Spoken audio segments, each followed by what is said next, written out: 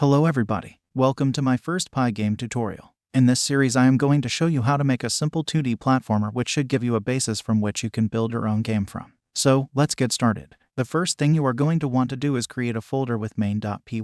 This is where everything to do with your game will be. Opening main.py, I am importing Pygame. This is the Python library we are going to be using to render graphics to the screen. This is followed by pygame.init. You need to do this before you can call any Pygame functions. I am creating the variables, screen X and screen Y. This is so if we need to change the size of the window later, all we have to do is change these two variables. Now creating a window for Pygame to render to. Note that creating multiple Pygame surfaces will not actually create multiple windows, instead the two windows will just point to the same memory. Also make sure to parse the size of the window either as a tuple or as a list. In most cases the two data structures can be used interchangeably when using Pygame. Moving on to creating a simple game loop. All this loop needs to do for now is display any updates to the window and handle new events.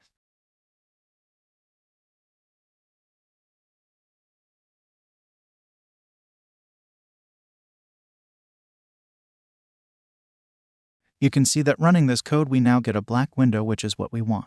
Next, let's start by displaying some basic shapes. The first shape I am going to show is a rectangle. This works by calling the pygame.draw.rect function and passing the surface to draw to. The color, which is RGB and can range from 0 to 255, and then the X and Y position of the top left of the rectangle, and the next two values are the size X and the size Y of the rectangle. By the way, Pygame's coordinate system is such that top left of the screen is 0, 0 and bottom right is screen X, screen Y.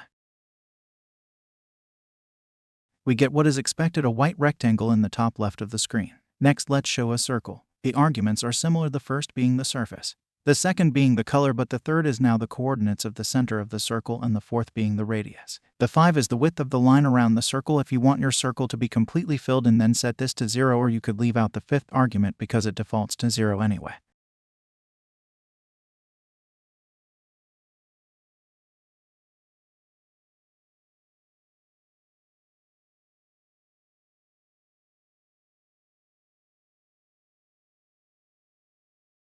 Last but not least, pygame.draw.polygon. Exactly the same, apart from the third argument is a list of X and Y values denoting the position of every vertex that makes up the polygon.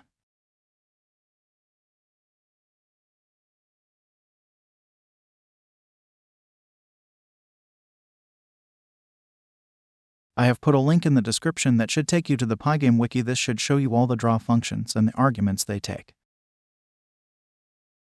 I think it is time to move on to drawing our first character to the screen. Link in the description for the art I used. I strongly recommend using free art online, as it will make the game much more rewarding to make if it looks nice. You can always draw your own art later. To load the image into Pygame, use the pygame.image.load function and give it the file path.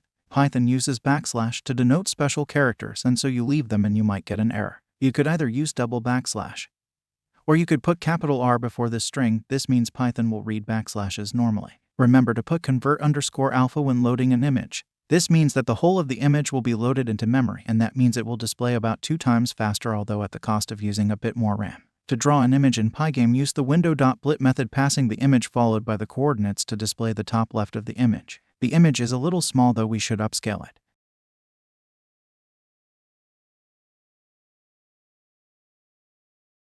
The pygame.transform.scale will return a new image that size is equal to the size you specified.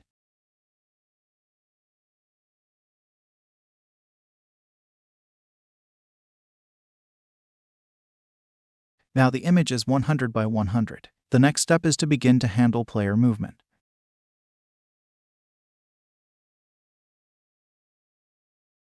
The pygame.key.get_pressed will return an array of 1 second and 0 seconds, and you can index this list using constants defined by Pygame. Pygame uses its own key order. It is not equivalent to ASCII, so don't try using ORD.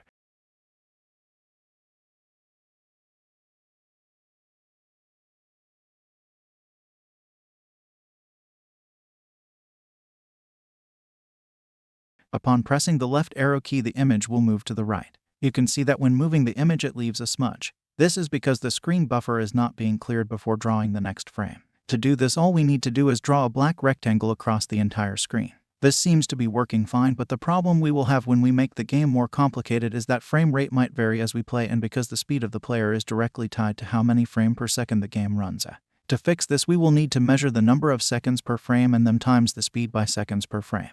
This means that the speed will be number of pixels per second rather than pixels per frame. To do this, create an SPF variable and initialize it to some value. Then import the inbuilt time module. Measure the time at the start of the frame and then subtract that from the time at the end of the frame, and that should give you the seconds per frame.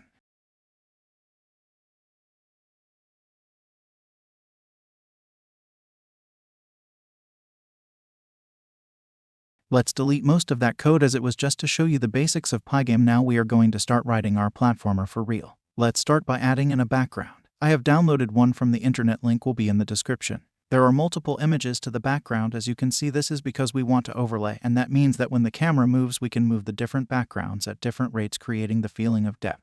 I have two functions, load background images and draw background images. To load the images we are going to create a list of all the file names and then using a for loop load them into a list. This is so in the future it is easy to add and remove layers to the background. Make sure to enter the file names in the right order because this is the order in which we are displaying them to the screen, so that means city far should be draw before city close.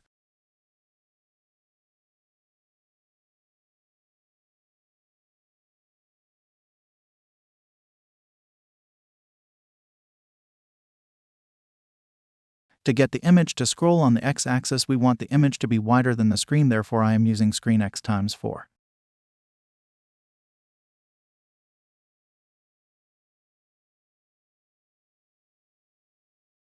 All the draw background image function has to do is iterate over all the images and blit them to the screen.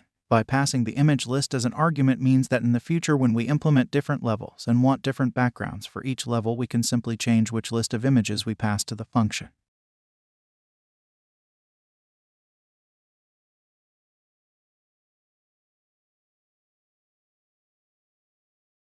As you can see, it has all worked correctly. Hope you enjoyed the first episode. Next episode we will be adding player movement. Subscribe so you don't miss future episodes.